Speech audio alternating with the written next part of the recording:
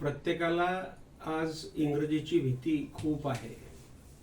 प्रत्येक जण म्हणतो इंग्रजी खूप कठीण विषय आहे. परंतु आपण जर विचार केला तर इंग्रजी हा विषय अतिशय सोपा आहे. म्हणजे English is the simple subject. परंतु लोकांनी या विषयाविषयीची जी भीती घेतली आहे, the people have made the fear of this subject, आणि याविषयी आपण आज थोडी चर्चा करणार आहोत. हा व्हिडिओ आपल्याला कसा वाटतो ते मला शेअर करायचा आहे, कमेंट करायचे आहे, आणि जास्तीत जास्त हा व्हिडिओ मित्रांमध्ये शेअर करून माझ्यावर थोडेसे आपले उपकार झाले तरी चालतील. बघा, इंग्रजी हा कसा सोपा विषय आहे. तर इंग्रजीमध्ये एकूण 12 काळ आहे. आता हे जे 12 काळ आहेत, हे 12 काळ अतिशय सोपे आहे. पहिला साधा वर्तमान काळ आहे, दुसरा अपूर्ण वर्तमान काळ आहे, तिसरा पूर्ण वर्तमान काळ आहे, चौथा हा पूर्ण वर्तमान काळ आहे. आता ह्या 4 काळांमध्ये आधी आपण विचार करू. बघा, साध्या वर्तमान काळामध्ये आपण कसं म्हणतो, मोहन चांगलं बोलतो. आता मोहन चांगलं बोलतो म्हणजे मोहन स्पीक्स गुड. आता हेच अपूर्ण वर्तमान काळामध्ये कसं बोललं जाईल, मोहन चांगलं बोलत आहे, मोहन इज स्पीकिंग गुड. पूर्ण वर्तमान काळामध्ये कसं बोललं जाईल, मोहन चांगलं बोलला आहे, मोहन हॅज स्पोकन गुड. आणि चालू अपूर्ण वर्तमान काळामध्ये कसं बोललं जाईल, Mohan has been speaking good. बघा, काही कठीण वाटलं का आपल्याला? काहीच नाही, अतिशय सोपं हे काम आहे. आता मी दुसरा एक काळ आपल्याला सांगतो. आपण वर्तमान काळावर चर्चा केली, आता दुसरा काळ आपण घेऊया, तो भूतकाळ आहे. आता याच्यामध्ये काळांचे किती प्रकार आहे? इथं 4 प्रकार आहे. आपण प्रथम पाहिले त्याप्रमाणे साधा भूतकाळ, अपूर्ण भूतकाळ, पूर्ण भूतकाळ आणि पूर्ण भूतकाळ. बरोबर. आता बघा, साध्या भूतकाळात एक वाक्य घेऊ आपण. मोहन मित्र मागे पळाला. Mohan ran after his friend. बरोबर, पळाला. हा झाला साधा भूतकाळ. आता अपूर्ण भूतकाळ आपण घेऊ. मोहन मित्रामागे पळत होता. बरोबर, पळत होता म्हणजे Mohan was running after his friend. झालं. पूर्ण भूतकाळामध्ये घेऊ.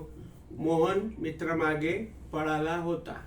Mohan had run after his friend. बरोबर. आणि मोहन हा मित्रामागे पळत आलेला होता म्हणजे Mohan had been running after his friend. तर हा आपण पुन्हा एक काळ समजावून घेतला की ज्याच्यामध्ये 4 काळ आहे. आता आपण भविष्यकाळ समजावून घेऊ की ज्या भविष्यकाळामध्ये पुन्हा 4 काळ आहेत. बघा, साधा भविष्यकाळ, अपूर्ण भविष्यकाळ, पूर्ण भविष्यकाळ आणि पूर्ण भविष्यकाळ. तर आपण आता याचे उदाहरणे घेऊ. बघा, एकच उदाहरण घेऊन आपण मागच्या प्रमाणे करून बघू. सीमा माझ्याकडे येईल.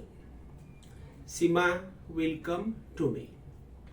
सीमा माझ्याकडे येत असेल. Seema will be coming to me. Seema माझ्याकडे आलेली असेल. Seema will have come to me. आणि सीमा माझ्याकडे येत आलेली असेल म्हणजे Seema will have been coming to me. आता पुन्हा हे 4 काळ आपण घेतले की ज्यांना आपण साधा भविष्यकाळ म्हणू, अपूर्ण भविष्यकाळ म्हणू, पूर्ण भविष्यकाळ म्हणू आणि पूर्ण भविष्यकाळ म्हणू. हे झाले आपले 12 उपप्रकार. बरोबर. आता दुसरा भाग याच्यामध्ये सहाय्यकारी क्रियापदांचा येतो. एकूण सहाय्यकारी क्रियापद हे 24 आहेत. ह्या 24 सहाय्यकारी क्रियापदांचा अभ्यास हा आपण उत्तम केला पाहिजे, बरोबर आहे का नाही. एम इज आर आहेत, वॉज वेअर आहेत. I am a boy, I was a boy, मी मुलगा आहे, मी मुलगा होतो. I will be a boy, मी मुलगा असेल. अशा प्रकारे त्याचा अर्थ आपण लावू शकतो, बरोबर. She is a girl, she is a girl म्हणजे ती मुलगी आहे. शी वॉज ए बॉय, तो मुलगा होता. हे असं आपण त्याचे अर्थ लावू शकतो. आता कॅन नावाचं सहाय्यकारी क्रियापद आहे. आय कॅन गो देअर, मी तिथं जाऊ शकतो. आय कुड गो देअर म्हणजे मी तिथे जाऊ शकला. I could be going there, मी तिथे जाऊ शकत होतो. तर अशा प्रकारे ह्या गोष्टी कराव्या लागतात.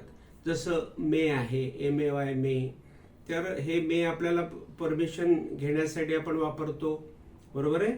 जसं की मी आत येऊ का sir, may I come in sir, may I go out sir म्हणजे मी बाहेर जाऊ शकतो का सर, मी आत येऊ शकतो का सर. हे असे आपण ते मेचे वापर करत असतो. मस्ट नावाचं सहाय्यकारी क्रियापद आहे. आय मस्ट गो, मी गेलंच पाहिजे. शी मस्ट गो, ती गेलीच पाहिजे. डेअरचं क्रियापद आहे.